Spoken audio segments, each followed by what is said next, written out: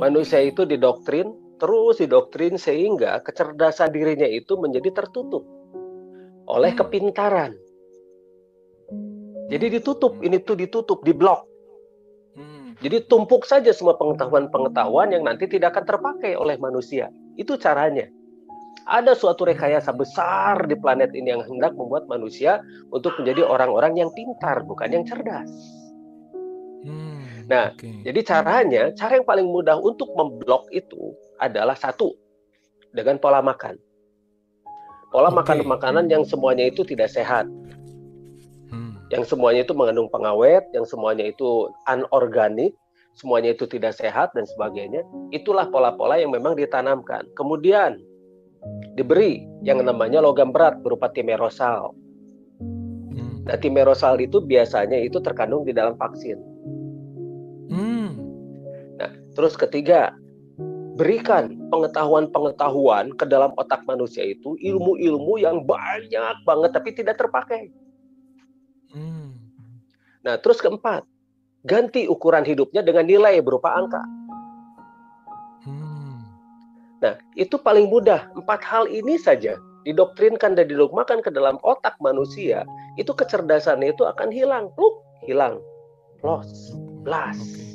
Oke. Nah, makanya selama ini di sekolah itu banyak kan di kita ya. Oke. Luar biasa banyaknya sekolah di mana, lembaga pendidikan di mana-mana. Tapi apakah membuat negara ini maju? Hmm. Apakah membuat umat ini menjadi maju?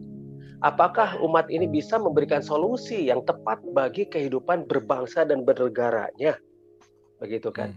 Kenapa kita negara yang super duper kaya ini selalu di belakang? Hmm. Kita bisa mengembargo diri loh kalau kita cerdas.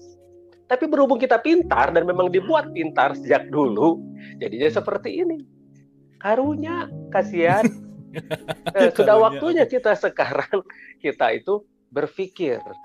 Akal sehat kita itu dimunculkan dengan maksimal. Berarti kita harus benar-benar membuat otak kita itu menjadi cerdas, bukan menjadi pintar. Karena semua orang yang sukses di dunia ini rata-rata orang-orang yang cerdas, bukan orang yang pintar. Karena rata-rata pintar itu textbook. Oke. Sekarang lihat penemu. Hmm. Apakah penemu itu pintar? Rata-rata tidak. Rata-rata mereka itu cerdas. Satu contoh, Nikola Tesla misalnya. Dia menemukan energi. Bagaimana cara membuat energi, misalnya dia bisa membuat listrik dan sebagainya. Nah, dari manakah dia punya itu, bisa membuat itu? Ternyata dia tidak belajar. Dia memiliki kecerdasan yang terhubung dengan semesta. Tesla. Nah, lalu kemudian banyaklah ditirulah penemuan-penemuannya mulai ditiru.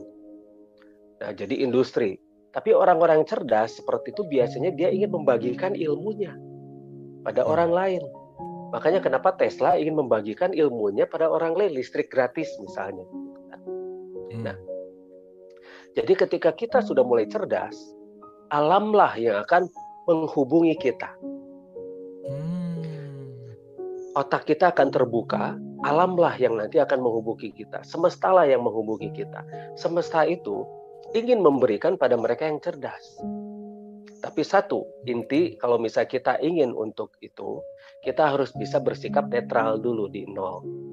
Jadi kalau misalnya kita ada positif, ada negatif, nah kita di tengah dulu agar kita bisa memperhatikan secara keseluruhan. Ini positif dan negatif. Karena kecerdasan itu dibutuhkan netralitas. Ini positif, ini negatif, nah kita harus di tengah dulu. Karena kita harus berpikir holografik namanya itu. Berpikir holografik itu kita akan melihat segala sesuatu itu dari semua sudut. Bukan dari hanya satu sudut, apalagi pakai kacamata kuda. Nah, kalau pakai kacamata kuda, rata-rata orang sudah jadi ngotot, bukan ngakal gitu. Jadi ngokol jadinya. Ya, bukan ngakal. Nah, ketika kita ada di nol, ketika kita di netral, kita akan melihat segala sesuatu itu secara netral. Kita akan melihat segala sesuatu secara fitri atau fitrah. Nah, ketika kita dalam keadaan fitri atau fitrah, itulah muncullah kecerdasan itu. Karena ketika kalau misalnya kita melihat segala hal itu dihubungkan dengan untung dan rugi, maka yang namanya baik itu akan disebut yang menguntungkan kita. Yang salah itu disebut yang merugikan kita. Padahal yang merugikan kita itu sebetulnya menguntungkan yang lain. Dan rata-rata orang pintar itu cepat frustrasi juga, dan mereka gampang stres karena semua textbook dan harus selalu ada tuntunan-tuntunan yang dibukukan dan dibakukan. Jadi kalau misalnya tidak ada tuntunan yang dibukukan dan dibakukan, mereka riut gitu kan, mereka stres. Tapi kalau cerdas, dia akan melihat situasi. Sekarang situasi seperti apa? Ada apa ini? Dan dia akan mulai berpikir. Dia akan menggunakan akal sehatnya, lalu dia akan mulai membuat solusi-solusi.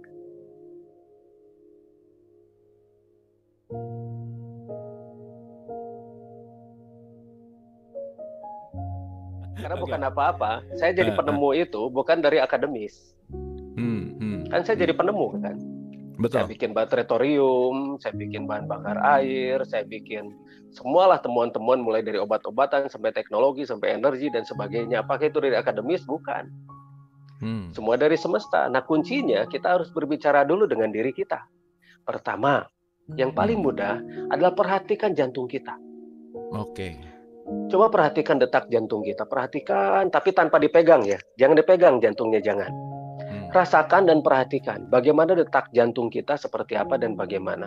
Coba ngobrol dengan jantung kita. Jantung, maaf ya, saya selama ini tidak pernah berkomunikasi dengan kamu. Selama ini saya tidak pernah ngobrol dengan kamu. Selama ini saya tidak pernah memperhatikan kamu sehingga saya teledor di dalam hidup saya. Makan seenaknya, segala sesuatunya itu tidak memperhitungkan bagaimana kamu berdetak dan sebagainya. Nah, pernah nggak kita ngobrol seperti itu pada jantung? Nah, coba deh, coba ngobrol dengan jantung dulu. Rasakan, terus rasakan. Nanti seolah-olah tubuh itu akan ada connect yang luar biasa. Bahkan kadang-kadang itu muncul sesuatu yang mengharukan di dalam tubuh kita. Tapi abaikan dulu itu, yang mengharukannya itu abaikan dulu. Nah, terus biarkan saja informasi ini, nanti lama-lama dia akan nyambung ke sumber yang ini, yang mengatur dari detiknya itu. Karena detik itu tidak akan muncul kalau misalnya tidak ada yang mengaturnya. Ternyata yang ngaturnya itu di otak. Di sini, di brain, di otak. Dan bagaimana otak itu bekerja, ternyata butuh yang namanya energi, atau yang disebut dengan ruh.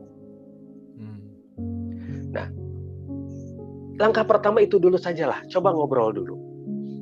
Itu langkah pertama, dan itu tidak diajarkan secara akademis, itu tidak diajarkan. Satu, dan itulah yang dihilangkan dari orang-orang. Itulah yang dihilangkan. Sesuatu yang sangat penting itu akan dihilangkan dari setiap manusia, kalau perlu dihapus dari semua pelajaran, agar manusia itu menjadi seperti sekarang. Seperti sekarang, gampang diatur, seperti kerbau dicucuk hidung, seperti domba-domba yang bisa diarahkan ke sana kemari dan sebagainya, sehingga mudah untuk dikendalikan. Nah, mudah untuk dikendalikan. Iya. Nah, jadi kalau misalnya kita bekerja dan melihat pada diri kita, konsentrasi pada diri kita, berkomunikasi dengan diri kita, rasakan segala sesuatu yang ada di dalam diri kita, rasakan saja dulu lah, sebelum kita ngobrol, rasakan dulu. Rasakan ini lambung, rasakan ini jantung, rasakan ini semua organ-organ yang ada di dalam tubuh kita, organ dalam. Nah, kemudian coba biarkan alam ini bekerja pada tubuh kita. Biarkan nanti alam ini akan menggerakkan tubuh kita secara otomatis. Nanti tangan kita itu seperti ada medan magnet yang membawa. Komunikasikan dengan semuanya. Lama-lama kita akan terkonek dan terkomunikasi dan semuanya. Lama-lama kita akan bisa memprofiling universe ini. Memprofiling universe ke dalam diri dan memprofiling universe ke lebih besar lagi. Nah, disitulah kunci bagaimana kita berkomunikasi dengan semuanya. Dan disitulah kunci dari kecerdasan semesta. Jadi ke diri dulu, nah baru nanti lama-lama keluar. Nah, di sanalah kita akan menjadi manusia-manusia yang cerdas, yang akan bisa merubah sesuatu yang selama ini terbukti tidak memajukan negara dan bangsa ini gitu loh.